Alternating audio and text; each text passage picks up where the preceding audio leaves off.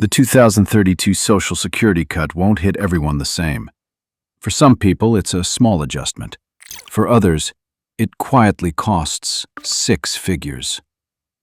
And the difference comes down to one thing: which of these 4 groups you're in.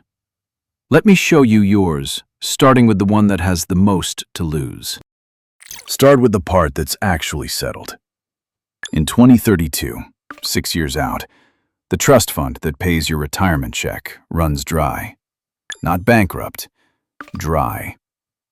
After that, Social Security can only pay what it collects in real time, and that falls short. So by law, every check gets cut about 22% overnight. Some estimates say up to 24%. On a typical $2,000 check, that's $440 a month gone. $5,280 a year.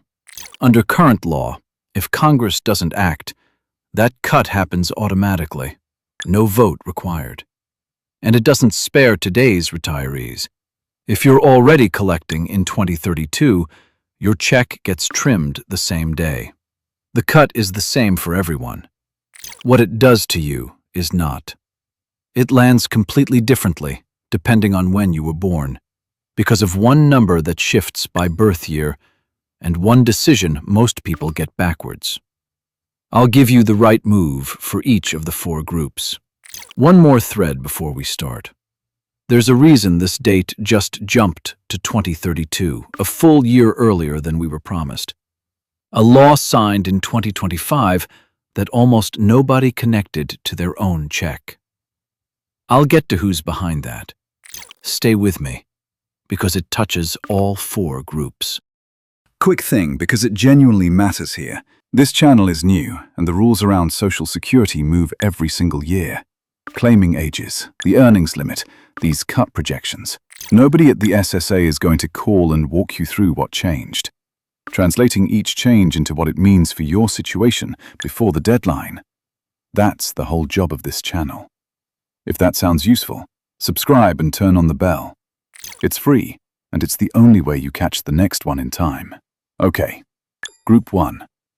If you were born between 1960 and 1964, you're 62 to 66 right now. You can claim today or any day. Your full retirement age is 67, and you have the most to lose for one reason. Your decision is happening right now, and it's permanent. The trap is an instinct that feels smart. Grab it at 62, lock in my money before the cut hits. That instinct is backwards. Watch. Claiming at 62 with a full retirement age of 67 cuts your check by 30%, permanently. A $2,000 benefit drops to $1,400 for life. And the cut you were trying to dodge? It applies to everyone, no matter when you claimed. So grabbing it early doesn't beat the cut. It just locks in a smaller check that then gets cut anyway. Now turn it around. Every year you wait past full retirement age adds 8%, up to plus 24% at age 70. That same $2,000 grows to $2,480. Apply the 2032 cut to both and compare them in the same world, after the cut. Claim at 62, $1,092 a month. Wait to 70, $1,934 a month. Sit with that. Same person, same cut. Waiting beats rushing by roughly $842 every month for the rest of your life. If you ask me, rushing to claim at 62 to beat this cut is the single most expensive mistake in this entire topic. There's a second trap for this group if you're still working. It's called the earnings test.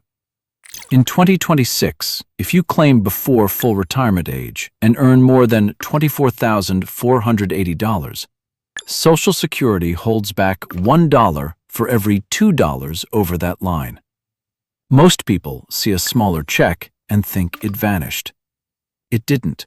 That money is credited back to you at full retirement age. But if you don't know the rule, it feels like a punishment for working. And if you've lost a spouse, check one thing before anything else. You may be owed more on their record than your own, up to 100% of what they received. Ask the SSA to compare both and put you on the higher one. People leave years of money sitting there. Today's move for everyone in this group: pull your statement at ssa.gov and confirm your exact full retirement age down to the month. Group 2, born 1965 to 1970. You're 56 to 61. Your full retirement age is 67 as well, but one thing sets you apart. You turn 62, your first chance to claim, right as the cut lands, somewhere between 2027 and 2032. Your decision and the cut collide. Claim at 62 in, say, 2030, and you take the minus 30% first. Then 2 years later, the 22% stacks on top. That's the worst of both worlds before you've even unpacked into retirement. The move for your group is a short bridge. Cover a few years from savings, delay claiming, and two things happen at once. Your base check keeps growing 8% a year, and you avoid locking in the reduced amount at the exact moment everyone else gets cut. Picture it in dollars. Even a short bridge shrinks the permanent penalty. Wait from 62 to 64, and your base climbs from $1,400 toward $1,600. A full bridge to your full retirement age of 67 protects the entire $2,000 base. The longer you can bridge, the less of that early claim penalty you lock in for life, and the better you stand before the 2032 cut lands. So the real question for Group 2 isn't when can I claim, it's how many years can I bridge to step over 2032. But I still owe you that answer about why 2032 and who moved it, because it decides how much you can trust any date on this screen. For years, the date was 2033. Then it quietly slid to the last 3 months of 2032. This is what moved it. In 2025, a tax law included a new $6,000 deduction for seniors. It sounds like a gift, but that deduction pulls revenue out of the very system that funds Social Security. The program's own actuaries put the cost near $170 billion in lost revenue over 10 years. So the same households handed a $6,000 break today are, on paper, the ones whose benefit cut just got pulled a year closer. A gift in one hand, a faster deadline in the other. Now, you might be thinking, Congress will just fix it before 2032. Maybe they will. They've patched this before. But here's my honest take, and you're free to disagree. Your retirement shouldn't ride on a maybe from the most gridlocked Congress in decades. The groups who win are the ones whose move works whether Congress acts or not. Plan for the cut, and a fix becomes a bonus. Plan on the fix, and the cut becomes a crisis. And that's the thread tying all four groups together. The accelerated date hits everyone on this screen. It doesn't sort by party or by income. It sorts by age. So let's finish the groups. The next two still have the one thing the first two are running out of: time. Group 3, born 1971 to 1976. You're 50 to 55. What's specific to you? You turn 62 after 2032, which means you'll probably never see the full, uncut benefit. You'll claim into a system that's already been reduced unless Congress steps in. That sounds bleak. It's actually your edge. You've got 6+ years to build a private bridge over the gap, and you're in your peak earning years to do it. Here's the math, and it's refreshingly simple. Take your projected benefit. Cut it 22%. That's your gap. If your estimate is $2,000 a month, the gap is about $5,280 a year. Replace that yourself with the standard 4% rule, and you'd need roughly $132,000 of your own. If your estimate is $2,500, the gap is $6,600 a year. Call it $165,000. That's your number. Hit it, and the 2032 cut has far less power over your lifestyle because you've covered the gap yourself instead of leaning on whatever Congress decides.